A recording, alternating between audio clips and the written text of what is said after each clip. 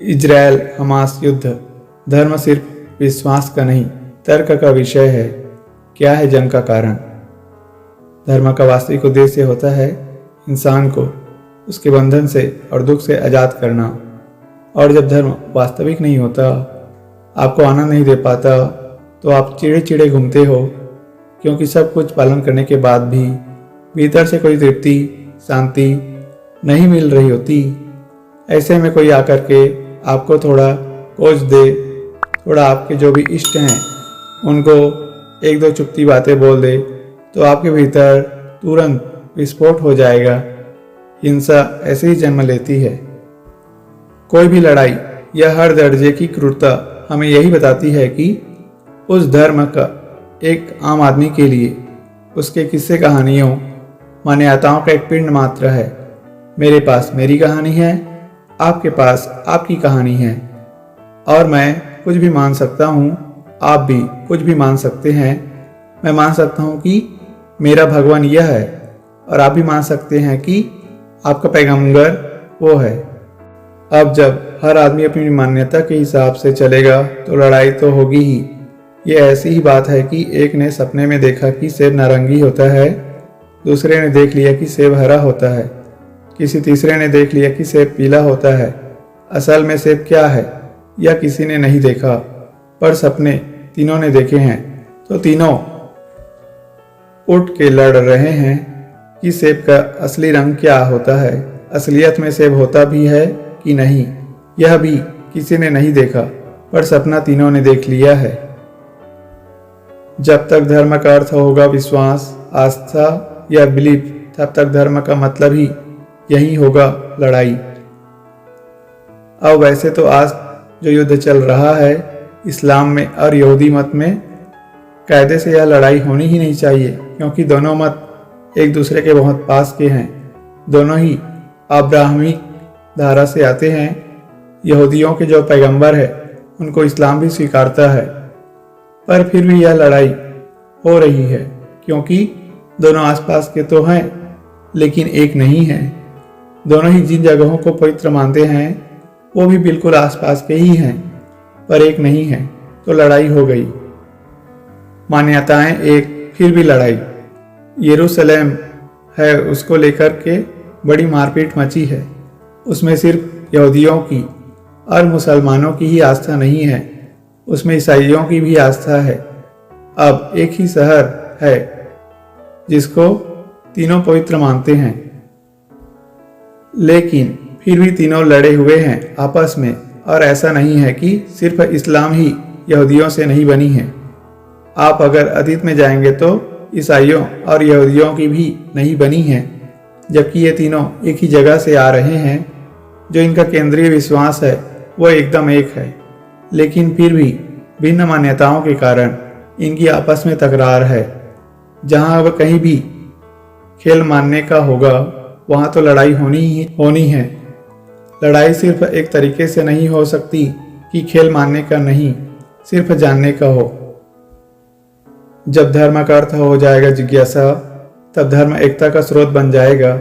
और जब तक धर्म का अर्थ होगा मान्यता, तब तक धर्म के नाम पर फसाद के अलावा कुछ होना संभव है ही नहीं। आप सोच के देखो ना, मैं एक भगवान में मान्यता रखता हूँ और मेरे भगवान एकदम गोरे हैं, और आप एक दूसरे के भगवान में मान्यता रखते हो जो भूरे दिखते हैं। अब मान लीजिए मैं और आप दोनों ही मूर्ति की पूजा में विश्वास रखते हैं। आपने एक भूरी मूर्ति बना दी जो मेरे हिसाब से गोरी होनी चाहिए थी, तो मैं अभी उसके आगे सर नहीं झुका पाऊंगा दिल से, क्योंकि मेरे हिसाब से भगवान तो गोरे हैं, और इससे आपकी आस्था को चोट लगेगी। और जब आपकी आस्था को बार बार चोट लगेगी तो आप मुझे चोट दोगे, और मैं और ज़्यादा आपके भगवान को बुरा भला बोलूँगा, जहाँ बुरा भला बोला नहीं कि आप मेरी हत्या कर दोगे।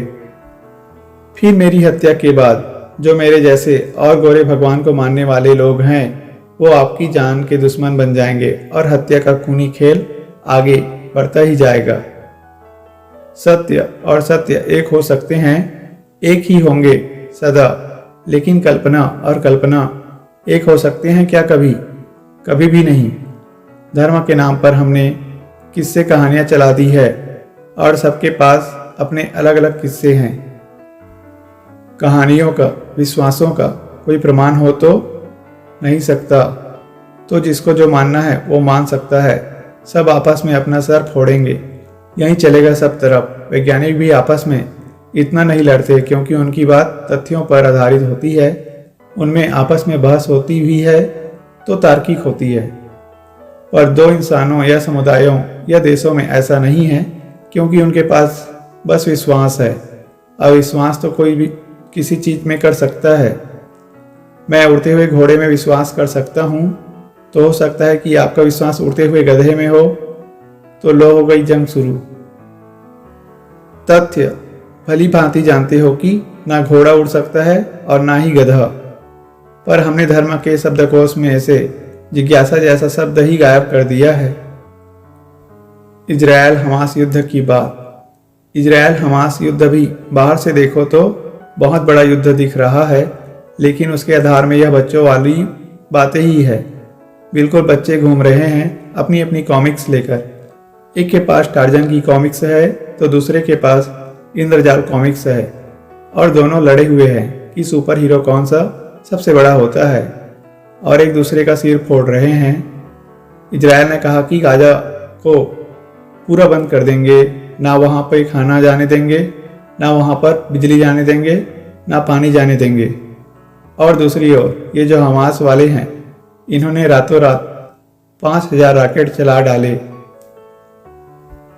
अभी भी रॉकेट डाल रहे हैं। उसके अलावा ये लोग बॉर्डर से अंदर घुस गए इजरायल में, और वहाँ पर घरों में, अस्पतालों, बच्चों और महिलाओं को शिकार बना करके अपनी नफरत दिखा रहे हैं।